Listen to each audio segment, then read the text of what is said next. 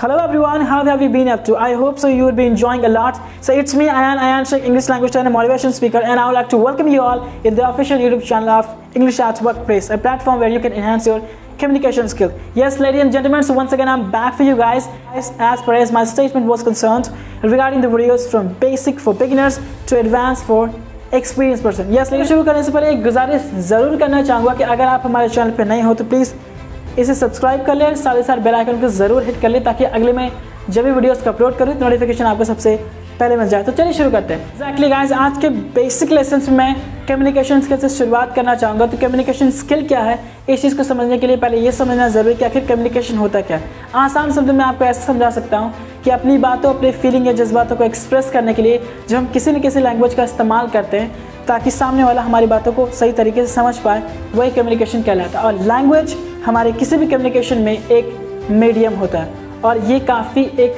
Major role play करता है। बिना लैंग्वेज के आप किसी से कम्युनिकेशन कर ही नहीं सकते।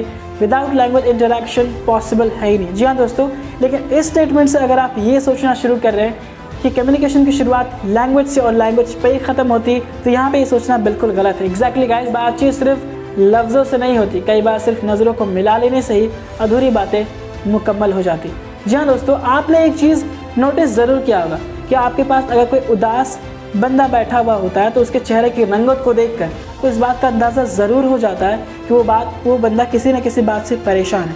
वहीं दूसरी तरफ दूर किसी इंसान को अगर मुझे बुलाना होता है या फिर समझाना होता है तो हम अपने हाथों या फिर बॉडी लैंग्वेज का इस्तेमाल करते हैं। मुझे उम्मीद है कि अब यहाँ से चीज़ें समझ में आनी शुरू ज़रूर हो गई होगी कि कम्युनिकेशन को बेसिकली दो बुनियादी भागों में बांटा गया। एक जिसे हम वर्बल कम्युनिकेशन के नाम से जानते हैं और दूसरा जिसे हम नॉन वर्बल कम्युनिकेशन के नाम से जानते हैं। तो सबसे पहले मैं चलिए डील करते हैं वर्बल कम्युनिकेशन। तो वर्बल कम्युनिकेशन जिसमें हम अपनी चीज़ों को, अपनी बातों, अपनी फीलिंग को बोलकर एक्सप्रेस हमें करना पड़ता है। इस चीज़ के लिए, इस प्रोसेस के लिए वोकल कॉर्ड हमारा हेल्प करता है। बिकॉज किसी भी तरह के साउंड, अगर हमें किसी चीज़ को एक्सप्रेस करना है तो हम कहीं ना कहीं वो साउंड में ही बोलते हैं और साउंड को रिलीज़ करने के लिए हमें वोकल कॉर्ड की ज़रूरत होती है और इसलिए वर्बल कम्युनिकेशन को हम वोकल कॉर्ड कम्युनिकेशन भी कह सकते हैं। एग्जैक्टली गाइस, तो वहीं दूसरी तरफ मैं बात करना चाहूँगा नॉन वर्बल कम्युनिकेशन के बारे में। इस चीज़ को समझने के लिए आप देखेंगे कि नॉन वर्बल कम्युनिकेशन में हमारा eye contact, facial expression, body language और हैंड मूव्स का एक मेजर रोल होता है। लेकिन इसका मतलब, क्योंकि यहाँ पे मैंने नॉन वर्बल कम्युनिकेशन और वर्बल कम्युनिकेशन को दो अलग अलग तराजुओं में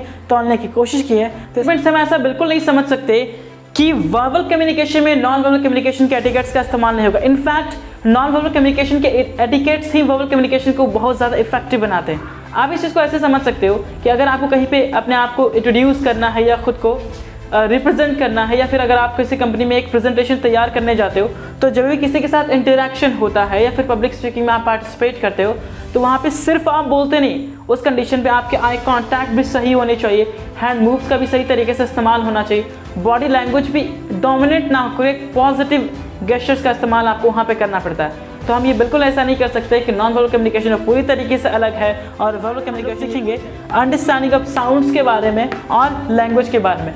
तो इन चीज़ों को सीखने और सिखलाने के लिए मैं चाहूँगा आपसे कि थोड़ा सा फ्लैशबैक पे चलने की ज़रूरत है। जी हाँ दोस्तों, आप इस चीज़ को समझने की ज़रूरत है कि जब किसी के घर किसी बच्चे की पैदाइश होती है तो उस छोटे से बच्चे को उस समय वो बोलना नहीं आता, फिर भी जब वो बोलने की कोशिश करता है तो वो क्या कर सकता है, वो अपने वोकल कॉर्ड से साउंड्स को रिलीज़ करता है और उस साउंड को आप उसका रोना, चीखना, चिल्लाना या फिर हंसना कह सकते हैं। तो उस वाले कंडीशन पे वो छोटा सा बच्चा जिस भी किसी तरीके के साउंड को अपने वोकल कॉर्ड से निकालता है, yes, just mark my words guys, कि वो छोटा सा बच्चा अपने वोकल कॉर्ड से जिस भी तरीके से साउंड को रिलीज़ करता है वो कम्युनिकेट करने के लिए, अपनी चीज़ों को बतलाने के लिए, चाहे उसे भूख लगी हो, प्यास लगी हो, वो रो रहा है या किसी भी चीज़ को, तो वो जो साउंड जो सिर्फ वोकल कॉर्ड से रिलीज़ किया जाता है, इंग्लिश में हम उसे वॉल साउंड के नाम से जानते हैं। जी हाँ दोस्तों, तो इसी चीज़ को सीखने की ज़रूरत है, तो इसको मैं मिटा देता हूँ। आई सपोज आप सभी ने इसे नोट डाउन कर लिया होगा, राइट।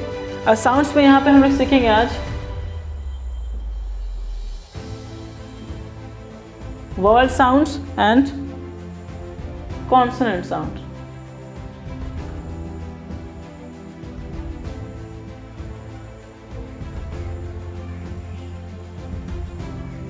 Done guys. तो जैसा कि मैंने आपको बताया कि एक छोटा सा बच्चा, उसको क्या आ सकता है, उसको सिर्फ रोना, हंसना, चीखना, चिल्लाना ही आता है और जिस भी तरीके के साउंड को वो अपने वोकल कॉर्ड से रिलीज़ करता है राइट। वोकल कॉर्ड से वो रिलीज करता है, उन्हें ही हम वॉवल साउंड कहते हैं। यानी कि आसान शब्दों में एक ऐसा साउंड जो किसी इंसान में, किसी बच्चे में वो प्राकृतिक रूप से, वो जन्म से वो चीज़ होती है, वो साउंड। वैसे वर्ड जिनको प्रोनाउंस करने के लिए सिर्फ हमें वोकल कॉर्ड का सहारा चाहिए होता है, किसी और चीज़ की ज़रूरत नहीं होती, क्योंकि यहाँ पे हमें दांतों का इस्तेमाल नहीं करना होता, यहाँ पे हमें अपने लिप्स का इस्तेमाल नहीं करना पड़ता, और उसे हम लोग वॉवल साउंड्स के नाम से जानते हैं। दूसरी तरफ एक कॉन्सोनेंट साउंड के बारे में कुछ ऐसे समझा सकता हूँ कि जिन शब्दों को एक छोटा सा बच्चा अपने मम्मी पापा को देखने और सुनने के बाद सीखता है, वह तमाम साउंड्स कॉन्सोनेंट साउंड्स कहलाते हैं। जैसे कि मम्मी, पापा, ये ऐसे चीज़ें हैं ना जो बच्चा जन्मजात नहीं जानता, वो प्राकृतिक रूप से वो चीज़ें नहीं आती उसे सिर्फ रोना आता है। ये वैसे चीज़ें करता है जो उसे वोकल कॉर्ड वहाँ पे इंडल्ज होता है, और मोस्टली वो सिर्फ वॉवल साउंड्स को रिलीज़ करना एक छोटा सा बच्चा जानता है। Getting my point. और दूसरे तरीके से कॉन्सोनेंट साउंड्स, यानी कि इन साउंड्स को छोड़ करके, यानी कि वोकल साउंड को छोड़ करके वो तमाम जो साउंड वो बच्चा सीखता है उसे हम लोग कॉन्सोनेंट साउंड के नाम से जानते हैं। मुझे उम्मीद है ये समझ में आ गया। क्या नहीं समझ में आया?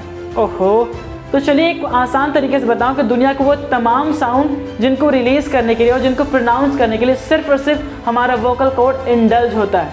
वैसे शब्दों को प्रोनाउंस करने के लिए हम ना दांतों का इस्तेमाल करते हैं, हम ना अपनी ज़ुबान का इस्तेमाल करते हैं, ना लिप्स का इस्तेमाल करते हैं, किसी और चीज़ का इंडल्जेंस नहीं होता, और वैसे साउंड को हम लोग वॉवल साउंड कहते हैं। आई सपोज कि ये चीज़ आपको समझ में आ गया होगा।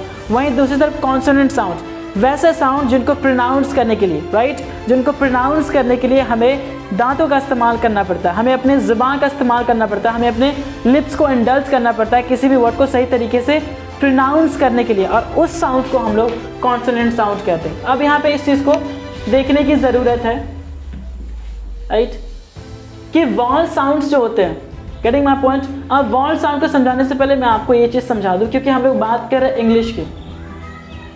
Getting my point. हम लोग बात करें इंग्लिश में, राइट। तो बेसिकली इंग्लिश में जो होते हैं हमारे, हम जिसको बोलते हैं वॉवल लेटर, राइट, तो वो होते हैं 5। और अगर मैं इधर बात करूं तो एक होता है और कॉन्सोनेंट लेटर्स, और ये होते हैं इंग्लिश में 21। तो ये हुआ हमारा 5 और ये 21, ये टोटल बनाते हैं 26। अब यहाँ से फंडा चीज़ें थोड़ा सा कॉन्ट्रैक्ट होगा, यहाँ से चीज़ें थोड़ा सा प्रॉब्लमेटिक होनी शुरू होगी। ध्यान से देखिएगा, चीज़ें बहुत ही बारीक तरीके से मैं आपको समझाने वाला हूँ। तो जैसा कि मैंने आपको बताया इंग्लिश में, तो इंग्लिश में हर किसी को मालूम है कि वॉवल लेटर क्या है, कॉन्सोनेंट लेटर क्या है। तो वॉवल लेटर हमारा होता है 5, जिसे हम A-E-I-O-U के नाम से जानते हैं, और दूसरा कॉन्सोनेंट लेटर क्या होता है हमारा 21, यानी कि 5 और 21 मिलाकर 26, जिसे हम इंग्लिश का जो अल्फ़ाबेट है हमारे कितने लेटर्स है? 26 है ना। इंग्लिश अल्फ़ाबेट में कितने लेटर्स है? 26 लेटर्स। अब यहाँ पे ध्यान देने वाली बात है कि अब मैं बात करता हूँ साउंड्स के बारे में। अब इसके बाद मैं बात करता हूँ साउंड्स के बारे में। तो मैंने आपको बताया कि वॉवल साउंड्स और यहाँ पे कॉन्सोनेंट साउंड कैसे कैसे क्या, वो चीज़ें आपको समझ में आ गई होगी। तो अब यहाँ ध्यान दीजिएगा कि वॉवल लेटर 5 है, वॉवल लेटर्स 5 है, लेकिन ये 5 मिलकर इंग्लिश में वॉवल साउंड्स 20 वॉवल साउंड्स बनाते हैं। और यहाँ दूसरी तरफ कॉन्सोनेंट लेटर्स हमारे 21 हैं, लेकिन ये 21 लेटर्स मिलके इंग्लिश में 24 साउंड्स को फॉर्म करते हैं, और टोटल 20 + 24 = 44। जी हाँ दोस्तों, अब यहाँ पे कुछ अलग लग रहा होगा आपको। यहीं से फॉर्म होता है कि इंग्लिश में एक्चुअली में हमारे लेटर्स 26 है ज़रूर, पर ये 26 लेटर्स मिलकर 44 साउंड्स को फॉर्म करते हैं। तो जैसा कि मैंने आपको बताया कि वॉवल लेटर के 5 लेटर्स है, वॉवल लेटर एक्चुअली 5 है, लेकिन ये साउंड फॉर्म करते हैं 20। कॉन्सोनेंट लेटर एक्चुअल में 21 है, लेकिन ये साउंड्स फॉर्म करते हैं 24, और टोटल मिलाकर होता है हमारा 44। तो मुझे उम्मीद है कि ये चीज़ आपको समझ में आ गई होगी कि साउंड के वेरिएशंस किस तरीके से। एक्चुअली मैं यहाँ पे साउंड अभी नहीं पढ़ा रहा था, मैं आपको बता रहा था किस तरीके से चीज़ों का रिवोल्यूशन हुआ, किस तरीके से चीज़ों की शुरुआत हुई। अब ध्यान देने वाली बात है, यहाँ पे मैंने आपको लिखा था। अब लैंग्वेज के बारे में हम लोगों ने कम्युनिकेशन के बारे में बात की, तो कम्युनिकेशन में हम लोग क्या करते हैं, लैंग्वेज, यानी कि लैंग्वेज हमारा मीडियम होता है। ठीक इसी तरीके से किसी भी लैंग्वेज में जो मीडियम होता है वो साउंड ही होता है ना, क्योंकि हम लोग बात कर रहे हैं। तो मैं अभी बोल रहा हूँ तो मैं क्या बोल रहा हूँ, मैं तो साउंड ही बोल रहा हूँ ना। इसका Moj getting my point, right. मैं अभी क्या बोल रहा हूँ, मैं तो सिर्फ साउंड बोल रहा हूँ। अब ध्यान दीजिएगा, लैंग्वेज कहते किसे, ये आपको समझ में आ गया होगा। लैंग्वेज किसे कहते हैं आपको समझ में आ गया होगा कि अपनी बातों को, अपनी फीलिंग्स को, अपनी ओपिनियंस को जिस किसी खास शैली में हम एक्सप्रेस करते हैं, उसी शैली को हम लोग लैंग्वेज के नाम से जानते हैं और जिसे हम लोग सीखने वाले हैं, क्योंकि लैंग्वेज ही तो हमारा मीडियम होगा, लैंग्वेज हमारा मीडियम होगा हमारे कम्युनिकेशन स्किल को इम्प्रूव करने के लिए। तो मुझे उम्मीद है आपको ये चीज़ समझ में ज़रूर आ गई होगी।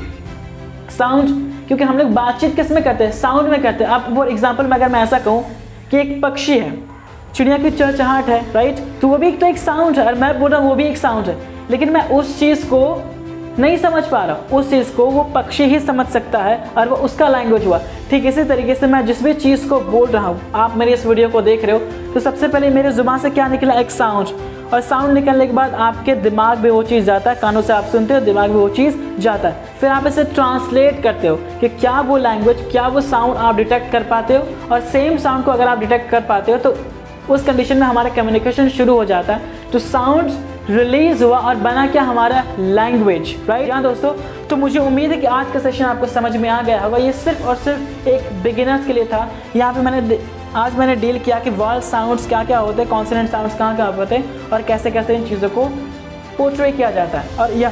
और इसके साथ साथ मैंने आपको ये बताया कि इंग्लिश में वॉवल लेटर्स 5 यानी कि AEIOU, और इनको छोड़ करके तमाम जो कॉन्सोनेंट लेटर्स है जो 21 आपको मालूम है, इन तमाम लेटर्स को मिलाने के बाद हम ये पाते हैं कि इंग्लिश में 26 लेटर्स ज़रूर है, बशर्ते हमारे पास 44 साउंड्स है, जिसे हम लोग फोनेटिक साउंड्स के जिसे हम लोग फोनेटिक साउंड कहते हैं। जी हाँ दोस्तों, तो मुझे उम्मीद है कि आज का वीडियो आपको पसंद आया होगा, और अगर आज का वीडियो आपको बहुत पसंद आया तो आपका काम कुछ इस तरीके से है। एग्जैक्टली गाइस, आप मुझे इस प्यार को दोबारा लौटा सकते हो। इस वीडियो को जितना ज़्यादा से ज़्यादा हो सकता है उसे शेयर करने की कोशिश करें, और अगर आपको ये वीडियो सच में पसंद आया तो सबसे पहले just give me a big thumbs up guys, और इस चैनल को सब्सक्राइब करना तो बिल्कुल ना भूलें, और अपने दोस्त रिश्तेदारों, जिन किसी को लगता है कि इस चीज़ को सीखने समझने की ज़रूरत है, उस तक इस वीडियो को ज़रूर पहुँचाएं। तब तक के लिए चल दैन बाय, मिलते हैं हम लोग अगले वीडियो।